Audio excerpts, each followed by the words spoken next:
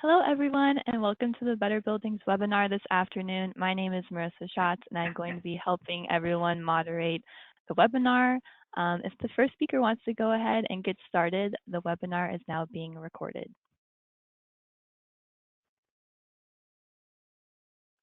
Okay, great. Thank you, Marissa. This is Greg Dokers with the Department of Energy, the State Energy Program Office, and pleased to have you all here today to talk a little bit about technology validation. And I wanted to see if David Terry from NASIO has joined us.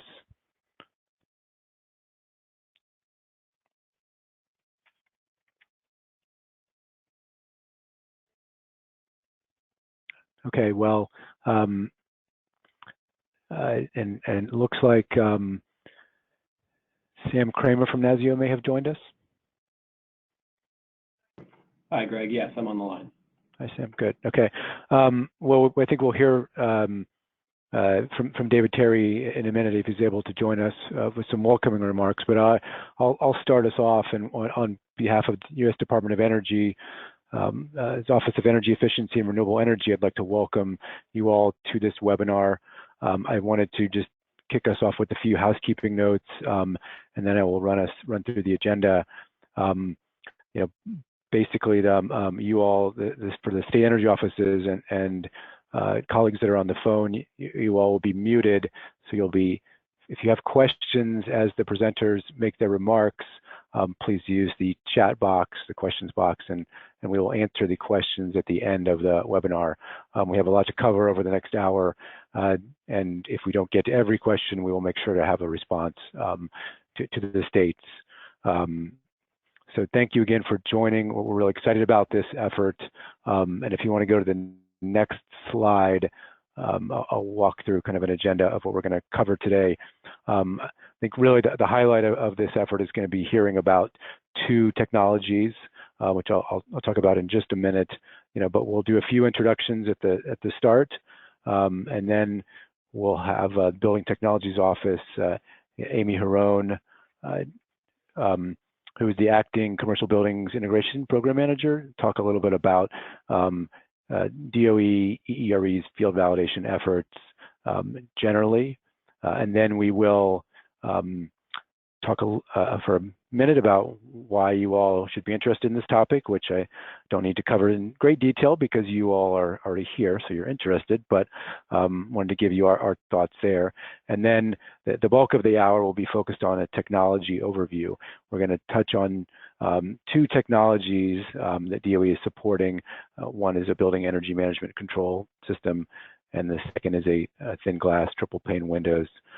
We have a third technology, a spray foam installation, that will be covered in a future webinar. So stay tuned for an announcement on that. And then we'll again open it up for questions using the chat functions, and if we have time, talk a little bit about kind of next steps.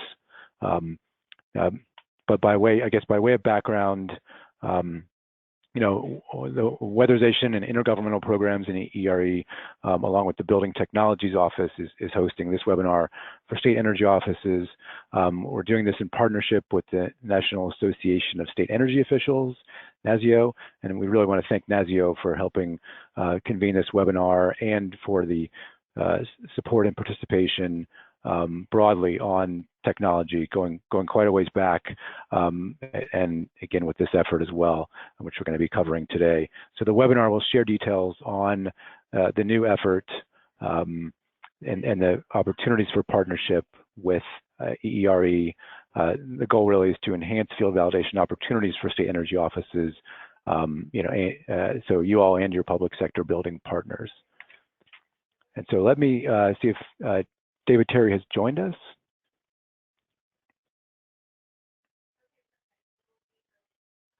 Okay, Sam Kramer from NASIO, is there anything you would like to add in terms of welcome and introductions?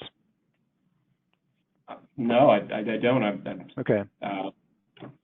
Sorry. Okay, that's fine. Again, Sam and David with NASIO, we appreciate your partnership on this. And why don't we go ahead and go to the next slide? I'll turn it to Amy Harone. is going to talk a little bit about field validation generally, and then we will get into the discussion of the technologies, where we'll hear from Armando Casillas with Lawrence Berkeley National Lab, and then Mark LaFrance and Robert Hart. Mark is with DOE and Robert is with Lawrence Berkeley. So thank you again, everyone. And Amy, I'll turn it over to you. Great, thanks. Hey, everyone. This is Amy Harone. I am keeping the train on the tracks for the Commercial Buildings Program in the Building Technologies Office. And it's been a real pleasure to work with the State Energy Program on this particular initiative. The Commercial Buildings Program has had a pretty robust field validation portfolio for the past few years. We work directly with the GSA Green Proving Ground. In fact, I'm here today at our down select for the next round of grid interactive efficient building technologies. So coming at you from GSA. Thanks for joining us.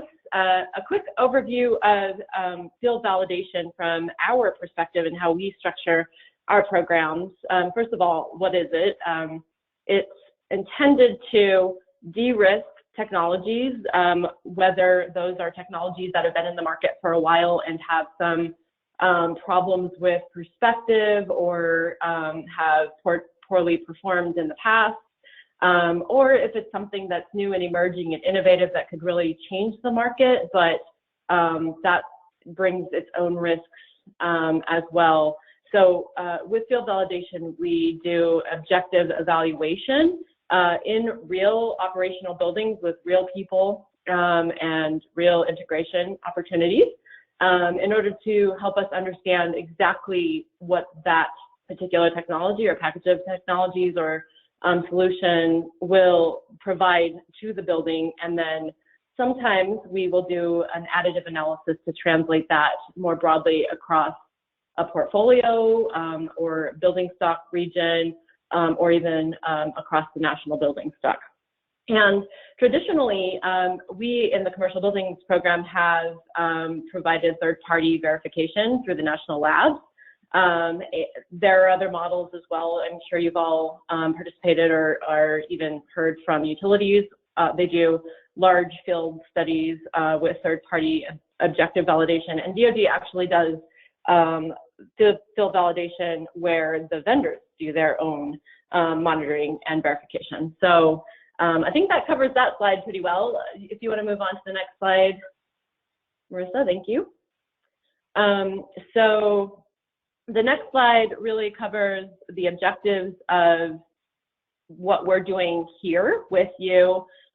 We are hoping to provide some examples of what the benefits of the technology are, as I mentioned, and not just through a case study, but also data collection, rigorous technical evaluation of energy savings, utility cost savings, demand reductions, occupant satisfaction. How does the technology impact the comfort, the performance, the productivity of people in the building?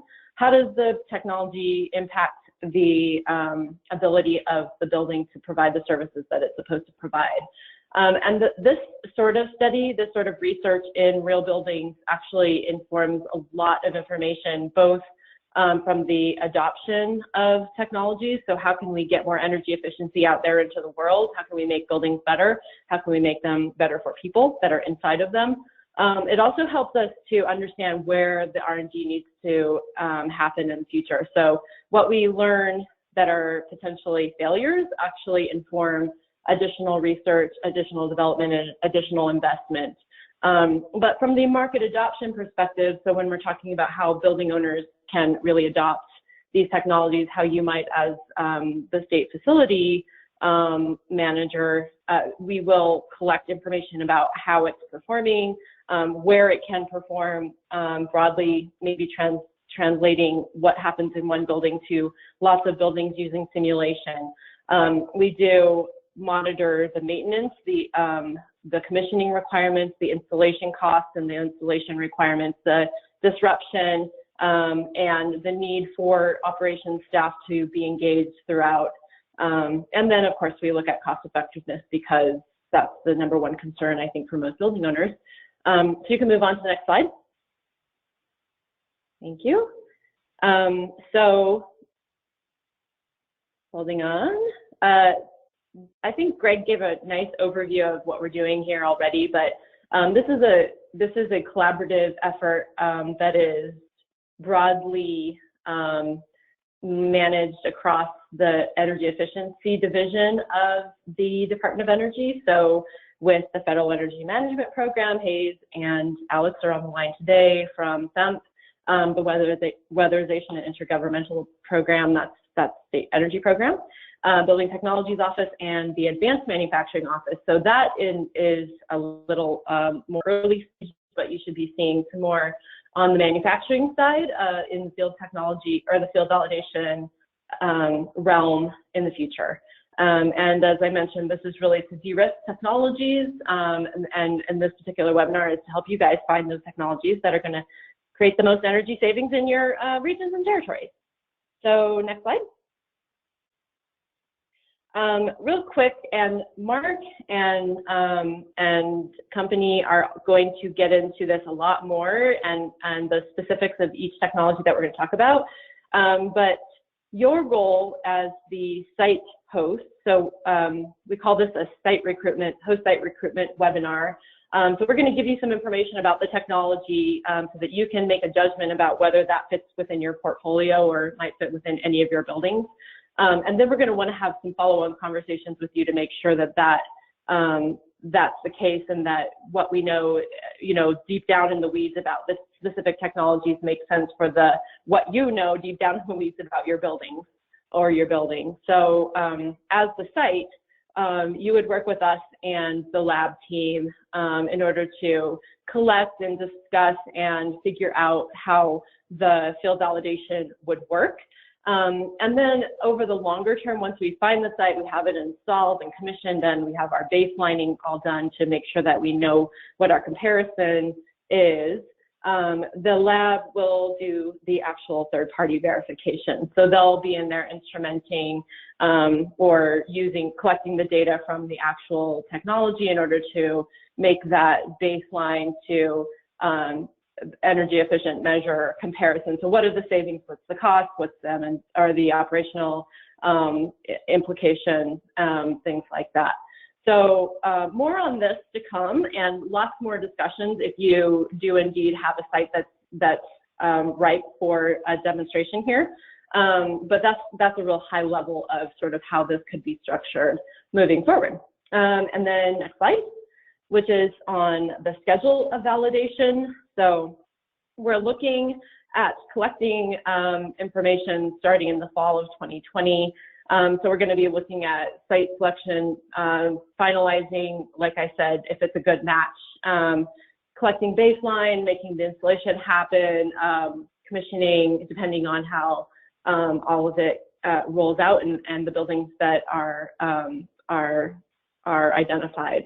So this is sort of just a really generalized, I think, approach that we have from doing a lot of field validations. These are, can be much, much faster or can be much, much longer. So keep that in mind, and I'd ask you to all be flexible and work with us as we try to figure out how this all can happen.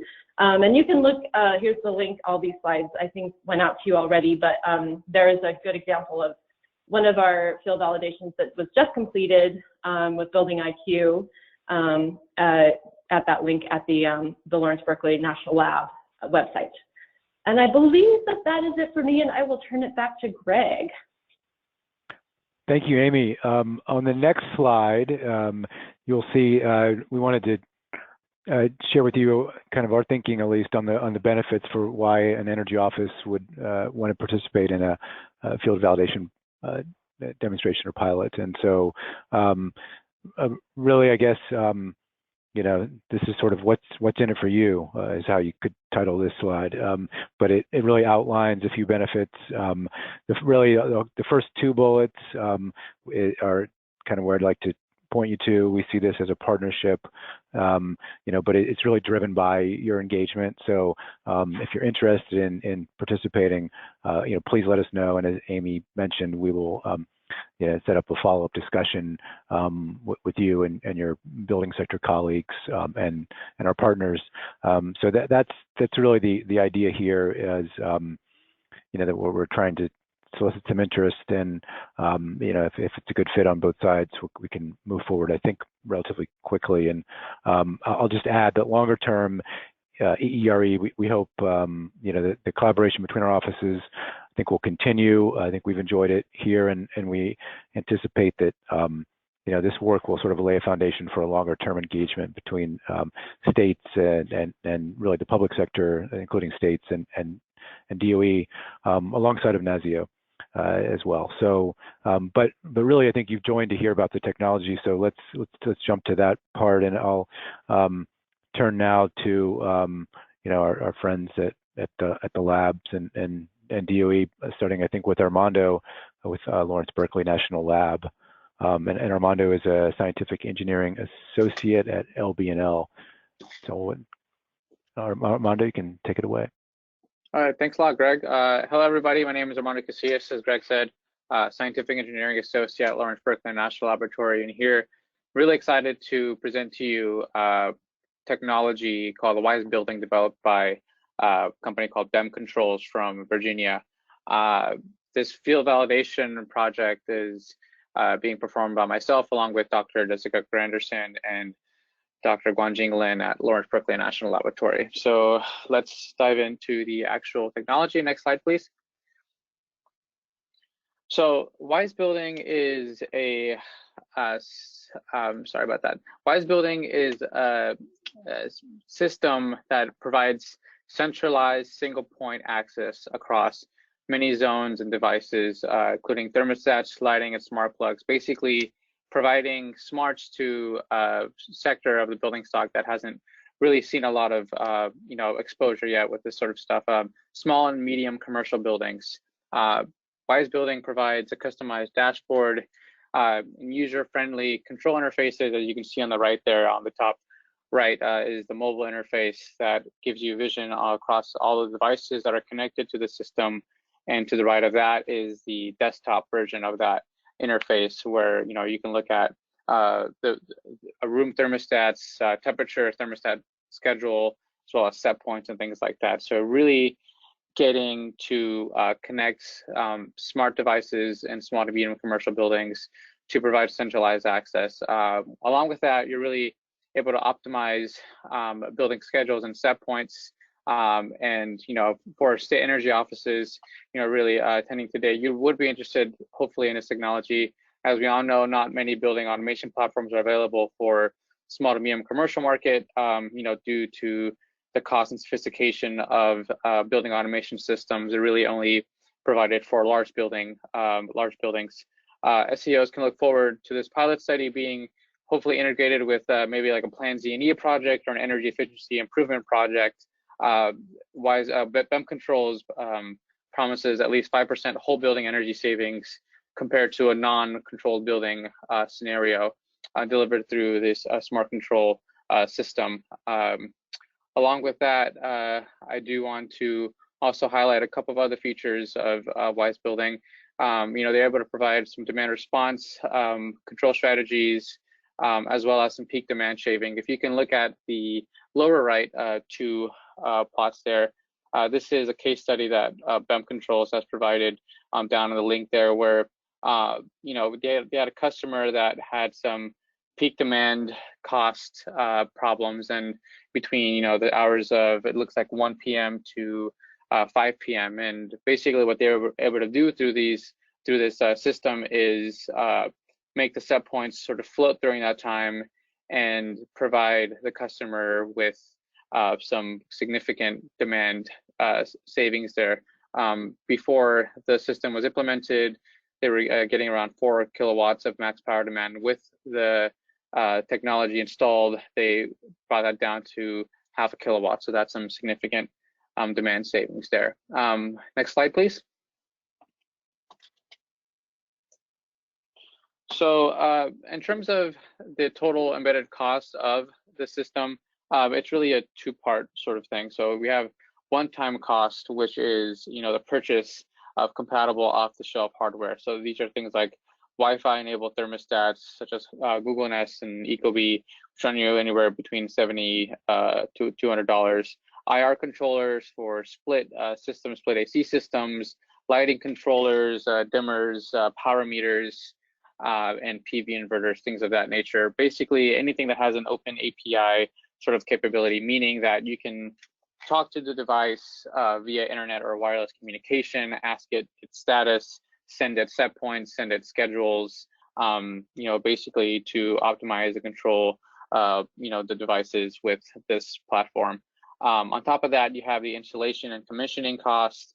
This includes the device discovery, basically setting up all the devices to communicate with the WiseBldg platform, as well as configuration and data analytics of any of the submetering happening with the installed.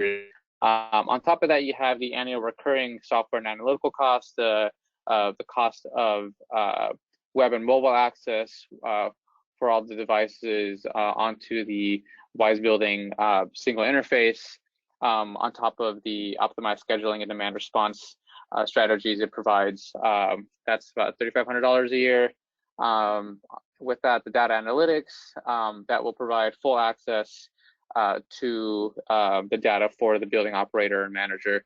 This is all cloud-based data sort of storage, so this is something that will be able to provide analytics and reporting to the building manager if they would like that. I would like to sort of emphasize that these extra costs may vary depending on the number and types of devices and building conditions of the site building that is selected, and somewhat flexible given that the actual use of the WiseBldg platform would, at least for the time being, only be for a 6-month period during when the technology is actually being evaluated. If you'd like to extend that, that's something that you could talk with BEM controls after that. And I'll get more into the periods of evaluation later in a couple of slides. Next slide, please. So in terms of the site requirements, these are a list of criteria that we've set and we believe are important to have to give us the most appropriate evaluation that we can get with this technology. So I'm aware we're talking with state energy offices, so a lot of the building stock available to all of you would probably be public sector office buildings, things like that. But we're really looking for any sort of small to medium commercial buildings, strip malls, schools, hotels, or an office building, anything below 100,000 square feet, ideally somewhere around 75 to 50,000 square feet. So that's definitely the first criteria. On top of that, we're looking for a rooftop unit or rooftop units on the building, or air handlers that are less than 10 years old and also able to communicate with a new digital Wi-Fi thermostat. I'd like to emphasize this next point. We really are looking for a building that currently has thermostats installed that are manually controlled. So this is, your sort of, basic analog thermostats that don't have a digital interface. We would really like to get into a building that sort of has that in place currently. We would like a building that has the ability to upgrade to all of the BEM compatible hardware that I sort of presented last slide, as well as access to a stable Wi-Fi network for BEM controls to install the WiseBldg platform, or at least allow BEM controls to set up their own Wi-Fi network for this process. It's nice to have the ability to install smart meters, submetering, to collect more granular data than what is provided traditionally by utilities. We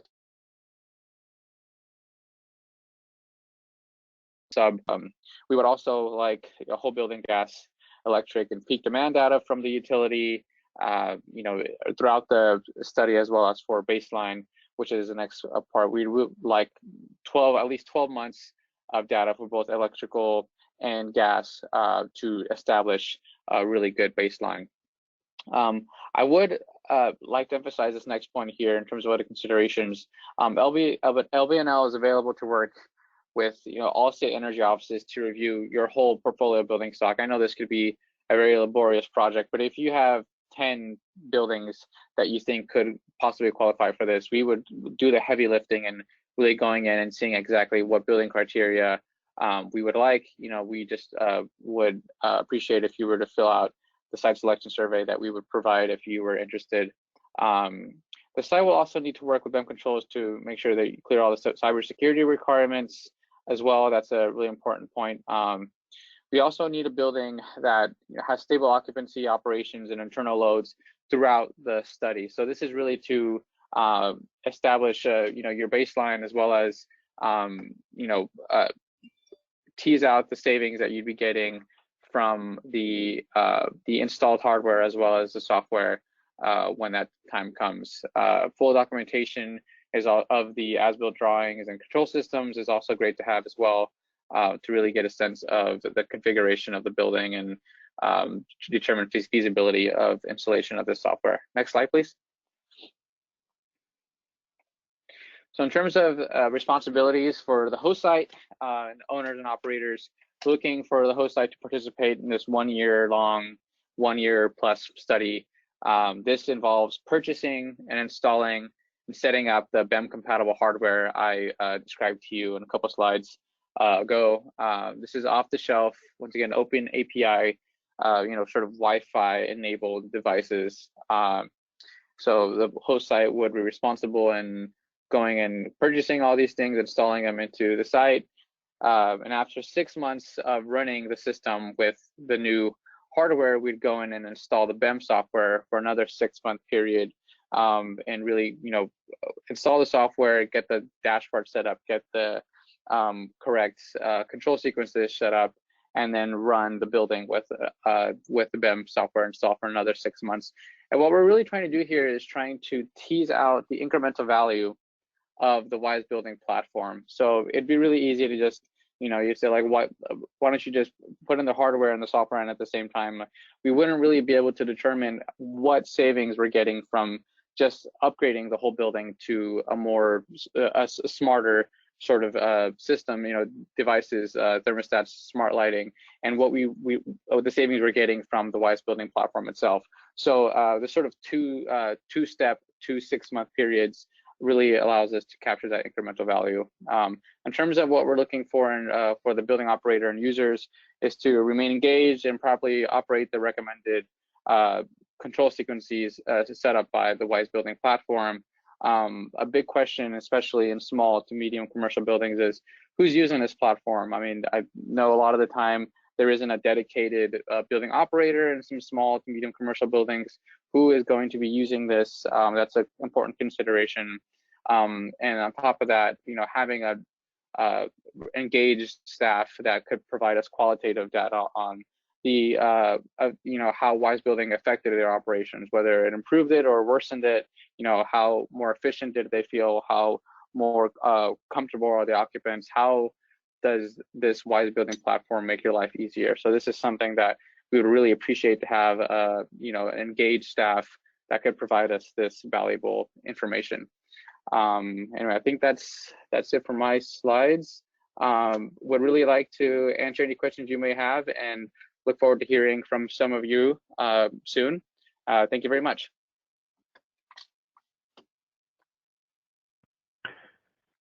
Great, thank you, Armando. I think we can turn now to, and just a reminder, if we go to the next slide, but we can, any questions from folks on the line, please type them into the chat box and we'll make sure that they get answered. If not today, then in the near term. So Mark, I'm going to turn it over to Mark LaFrance and Robert Hart with the DOE and LB&L respectively. Okay, thanks, Greg. So this is Mark LaFrance, and Robert is on call for any questions, and I'm sure when we get to the requirements for potential site, you probably want to expand upon what I have to say. So next slide, please. So many of you, of course, everybody knows about window technology to some level, and today the best windows that are getting installed are double pane Low-E windows. In commercial buildings, they're not always getting that, and in residential buildings, that's pretty common for almost everybody. Most big buildings or iconic buildings are getting a double pane Low-E window, and then of course with in a high structural requirements, they're getting aluminum frames because they really need that for that type of application. And we've worked on some R&D, but many of you might have heard of a triple pane window, and they've been around for well over 40 years. But they tend to be very heavy. They have 3 large panes of glass. And so the new technology, as you can see on the screen, is this one on the right, it uses a very thin piece of glass in the middle, and that's just to have two convection cavities. And because of all of the technology for thin glass for a lot of electronics and thin screen TVs, thin glass is more widely available and more cost effective. It also allows us to move to a krypton gas, which is also reducing cost. So this technology is now becoming much more viable. And right now we're pretty much ready for the entire residential market. We still have some major manufacturers coming along. For commercial, we're a little bit earlier. So we now have at least one manufacturer that can provide these windows, but we're definitely going to be seeing more interest and more companies coming on board. So we're kind of at the early stage, but certainly ready for a field study. The big advantage of this is that you reduce the weight of the window. So instead of having three panes of heavy glass, you only have pretty close to the weight of a regular double pane window. And that allows you to be able to install it almost as easy as you can a conventional window. But you also have two low-E surfaces. So each one of those cavities has a low-E emissivity coating, which reduces the radiation. So you have significantly better thermal performance. So next slide, please. And the idea is that these insulated windows can go into the existing frame. So you don't have to modify the frame to go to a triple pane window. A conventional triple pane window is much thicker, and the overall package is close to the size as a double pane. So you don't have to change any of the frame configurations for the manufacturers to adopt them earlier. And so the performance we're looking at here is like an R4, like really an R5 window is what we're going for here. And the conventional double pane low E window is like an R3 window. Sometimes when you get into commercial with aluminum frame, it may be more like an R2.7 or 2.8 in that range. And then the solar heat gain coefficients and the visible light transmittance, they can be tailored to the location. So in the most part, we're talking about a cold climate product for a triple pane window. However, if you're really trying to achieve, let's say, a zero energy or very, very low performance building, you could potentially use this product in a mixed climate. It certainly wouldn't be recommended for a hot climate. In that case, we'd be mostly looking at solar heat gain, and there's a lot of other strategies we could do. So we're really mostly looking at cold climate and potentially mixed climate if you have a very aggressive project that you want to achieve, or zero energy buildings. And as far as the structural requirements, so these are pretty large. We're talking about up to 50 square feet. As you can see from the picture, we're talking about, we can address large applications, but we're looking for more of a low rise or a mid rise commercial building with a commercial window rating with 30 design pressure. So there's many buildings like this that meet these criteria in all the state energy offices, all the municipal offices around the country. And so there's lots of applications that we're currently able to serve, but we're not able to serve, let's say, like a requirement of a high rise or something with a blast protection for security. We're not quite there with this technology yet. Next slide, please. Okay, so one of the big advantages also is, besides doing low energy, which everybody, if we care about energy policy, we want to have low consumption, but what's the benefit to a consumer or an occupant in the building? And these windows are significantly more comfortable than a double pane low E window, and also significantly better than a single pane window. And when people have operable windows and say, oh, my windows are drafty, and I get, of course, the cracks around the window can allow air to come in, and people feel that as a draft. But the other thing that's happening with windows that people don't realize, even if your window doesn't have any leaks at all, there's no air coming through the window. But because of that very cold surface on an inferior window, that air is dropping from the window to the floor, and it feels like a draft. The air in the room is actually moving, and it's cold air. So you do feel a draft. That is not necessarily air from outside. That is just the cold air falling. And with these windows, that is avoided. So you have significantly better comfort, and you stop that radiant heat loss that you also feel. So if you have a building where people have a desk space fairly close to the window, or you have, people are going to feel significantly more comfortable. And of course, with larger windows, if people want to be able to get a larger window to wall ratio to have more access to the outdoors, you can do that as well without losing comfort, or the energy, of course, won't be as bad because it's very efficient. Next slide, please. Okay, so one of the things we talk about with windows is that you can just take an old window and replace it with a new window, or you have a new construction, you specify a high performance window. Those are great, but the really big economic advantage is when you look at the system level benefits. And by putting in a high performance window or a thin triple window, you can downsize the capacity of your HVAC. In this case, we're looking at the perimeter zone heating of a building, and you can eliminate the heating. You can eliminate this zone around the building. And most of the time, when you look at buildings in your own homes, you'll see that people have the ductwork right near the window. Like every time you either have a ductwork below the window or above the window, they always locate HVAC ductwork where the window is, because the windows are cold, and they put that ductwork so you don't try to minimize you feeling cold. Well, with these high performance windows, you no longer need to have that perimeter zone heating. You can eliminate that. So if it's new construction, you can do that to design, but for a retrofit, the ideal application would be one that you have a building and you say, we really need the heating system to be upgraded, but maybe we're going to do that in 2 years or 3 years or 5 years. Well, put in the high performance windows now, and that will allow you to reduce the capital cost of improving the HVAC. So in this case, you could, instead of putting in a brand new perimeter zone heating, you can just completely eliminate it. And so in some cases, that the cost saved from HVAC can be so dramatic, it can almost pay for the whole windows, right? It certainly can pay for the price premium to go from a double low E up to a thin triple. And so there's also the issue of lack of power. You lose your heating system during some kind of crisis, and the building will stay warmer longer. Also in the summertime, it will stay cooler longer. So it gives you more of that resiliency. And then, of course, there's also concerns about peak utility loads. There's also some benefits from a peak standpoint. So we call this like the system level improvement, and it can be pretty dramatic, and that can really help out with the economics. Next slide, please. Okay, so when you start looking at what are the benefits, and so we already talked about comfort, and of course we have significantly lower heating and cooling loads. There's also, in commercial buildings, sometimes it takes a long time to get the thermal inertia in the building in the morning, or let's say over the weekend when you have setback temperatures.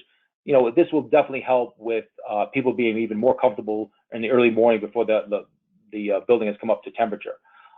Much easier to install, reduce weight compared to a conventional triple pane window. The expectations is that it'll be the exact same process as installation of any typical window. And then I already mentioned about the system level benefits. So this is kind of a summary of all those benefits of having a triple pane window. Okay, next slide, please. Okay, so here's the requirements. So and at the end, I'm also going to ask Robert to add a few more, whatever I miss on here. But so we're really looking, like, again, I talked about a relatively low-rise building, relatively modest in size.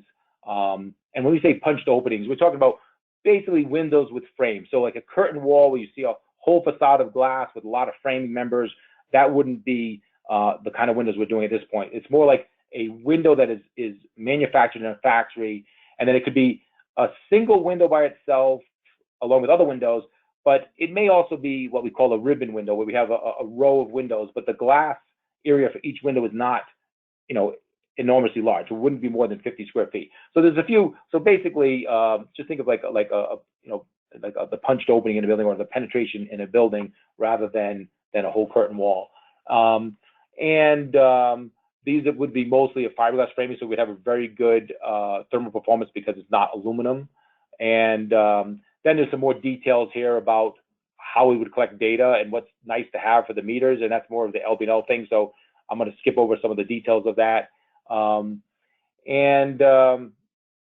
Yeah, so the most part would be looking to do a very high quality study to show the benefits, and then also doing the economics would be, this would be, a pilot study or field study, but we would also want to do analysis on what the economics are for this particular technology, even at larger scale. So when you start getting to economies of scale with multiple manufacturers, so the current cost may be a little bit higher than we expect, because we're talking about pretty much early stage. It's certainly commercialized and certified and all that, but it's not like we can go and get the windows from 10 suppliers and get a large competition. But it's certainly come together. So Robert, would you like to add a few more comments here before I just to see any of the things that you really want to stress that you think are critical? Yeah, I think you covered most everything. Maybe I'll stress a couple things. The fiberglass frame performance. The R5 or better performance out of a fiberglass frame. If you use a good aluminum thermally broken frame, which might be required by some locations, you can get that similar level of performance, especially if you do the gas fill.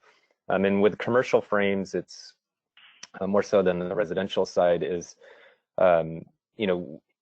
they are somewhat more adaptable to different variations in your width of the glass. So the performance level can be somewhat customized to maybe the budget constraints of the project.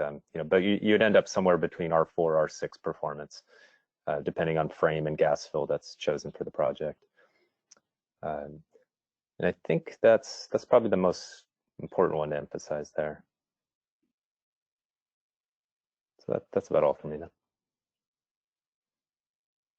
Okay, thanks, Robert. And so Greg, I think that was our last slide, right? So I think we're okay. I mean, so of course we want questions, and I don't know if we'll be taking them now, or did you want to see what else we have for questions? Yeah, I think let's do that, and then if we have time, we'll get to the Better Building Summit. Maybe a reminder to folks to put your questions into the chat box. And I think we may have a question, or two in the chat box already, but go to your chat box where it says questions and type it in, and we'll answer it. I just want to point out real quick, I can't see the questions. It's Armando speaking. Okay, Armando, I'm going to help you. This is Amy. Thank you. Yeah. So I'm going to go ahead and answer one question first, and then there's a question for you, Armando. Perfect. So the first question, which we're very much anticipating, is about the responsibility for costs to purchase and install the technologies. And I am not going to give a really black and white answer here, because we do regularly like for you to contribute, for our host sites to contribute. It helps us access the real market cost implications. That said, a lot of times the vendors will negotiate with you. And I think depending on the technology, there are different opportunities for DOE to help. So no black and white answer. If you have a host site, let's talk about it. I think there's a lot of negotiation that can happen there. And I would also say that if you have a host site that is in need of maintenance, or has some sort of project plan in place and budget associated with it, that's been a real benefit with some of our federal building projects, where they already had maintenance plan, or they already had a retrofit project plan, and we were able to on-ramp the validation into that that budget and plan moving forward. So sorry, not a black and white answer, but if you have sites that are looking like good candidates, let's talk about it. And then Armando, the question here, several questions now actually.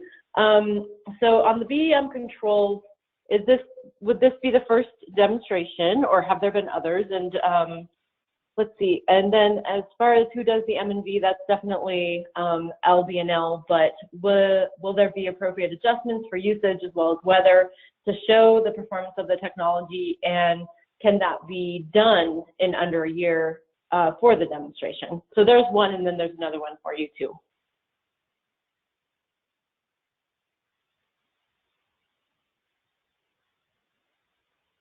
Armando, are you there? Did you mute yourself? Sorry, I muted myself.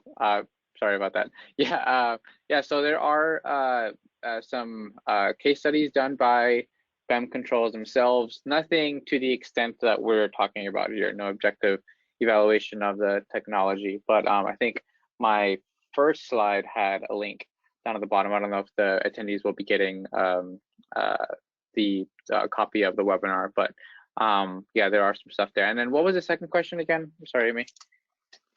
The second question is, can you adequately do the validation verification in under a year with adjustments for weather and yeah, that's yeah. Yeah, that's a good question. Yeah, so that's a very good question. We do some normalization with the data in terms of baselining, but I think what we sort of I had to do is come with a sort of compromise between evaluation length, the length of that period, and also seasonality. So 6 months, I think we're confident would give us enough variation in seasons with both evaluation periods. I mean, and that, yeah, you're right. That really does depend on where the technology is being installed, the site location, and that's something that we'd have to discuss as we're going through the site selection sort of stage of things. Okay, and then I'll go ahead and read the other question on BEM controls. Thanks, Chad, who has left, but perhaps this will benefit everyone else. There was a cost estimate provided for the BEM controls. Can you provide a similar estimate for the windows? Oh, actually, not for Armando at all, more for Robert and Mark. Yeah, and I can somewhat answer that. I mean, yes, we can provide a general estimate. The kind of typical upgrade or incremental cost over a, say, kind of double pane low E window to the thin triple is, for commercial, it'd probably be somewhere around $10 a square foot, would be the incremental cost. Now, the entire cost really depends on if you're putting in a new frame or if you're just replacing glass. If this is part of a bigger effort of, updating your HVAC system and other items as well, then we can't provide too much detail on that. But generally, the incremental cost for this product is between $5 and $10 a square foot, and for commercial, I'd say it would lean towards the higher end of that. Yeah, and the thing I would say is that, like Robert said, also this idea of the system level benefits, and that's where, I mean, the ultimate project would definitely include that, and I think it would be very surprising to see the financial benefits if you're going to do an entire HVAC upgrade, and you can avoid a lot of that cost of doing the window system. Now, when somebody's going to replace a window in the first place, windows aren't cheap, right? So windows could be a very expensive measure. But if you have a very old building that's got really bad windows, and especially if you need to do the windows anyway, then going to the premium is a very, very cost-effective measure. But if you do it and you do the system level benefits, you can get the project, the cost of the windows could become significantly lower than what they would be for just putting any window in there because of the cost you take out of the HVAC. So if people have projects like that, it's pretty common. But some people say, "Oh, well, I replaced the HVAC first." Well, that's a mistake. You really want to be able to do your building envelope first, and then your HVAC second. I mean, and it could be done in the same project. It could be done a couple of years later.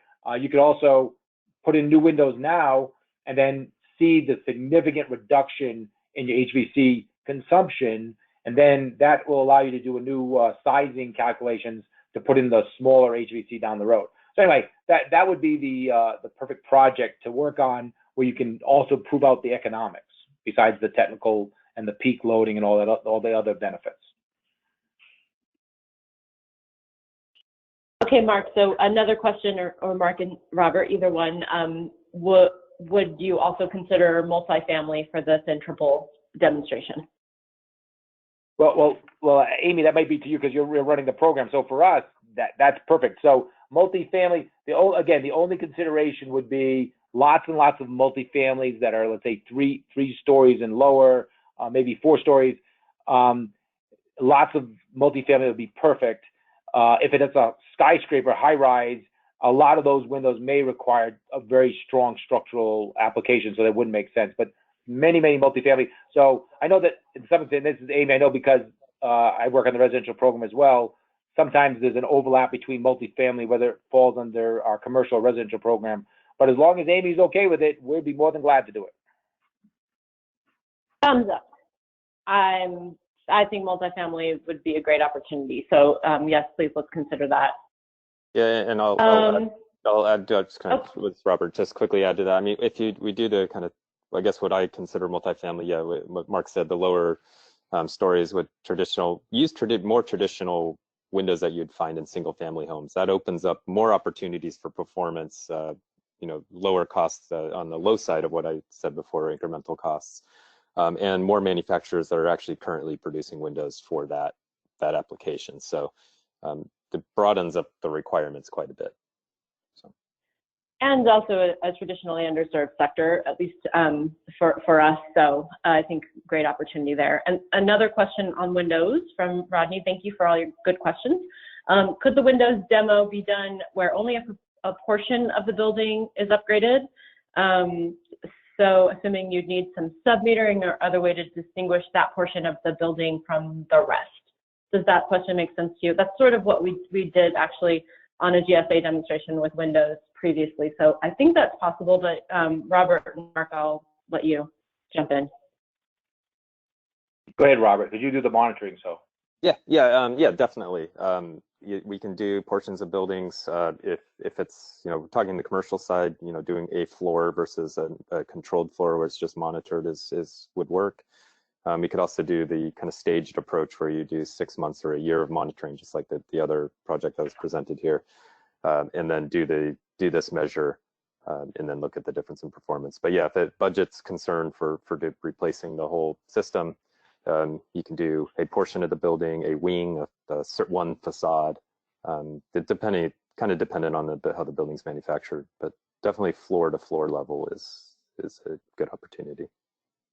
Yeah, and the only thing I would add is that would certainly be fine. The only thing that would be most advantageous is if it had, multiple heating systems rather than one central system, because if you could actually show the economics associated with doing a system level benefit on a small scale for the building, and you proved out the performance and the economics, then that could be a justification for doing the entire building. So there could be some advantages of doing that. And I guess, if it is a central system, it's more challenging to sub-meter, but it's not impossible. So having smaller space conditioning, HVAC, that are more localized or a quadrant of the building would be best, but we could certainly look at it.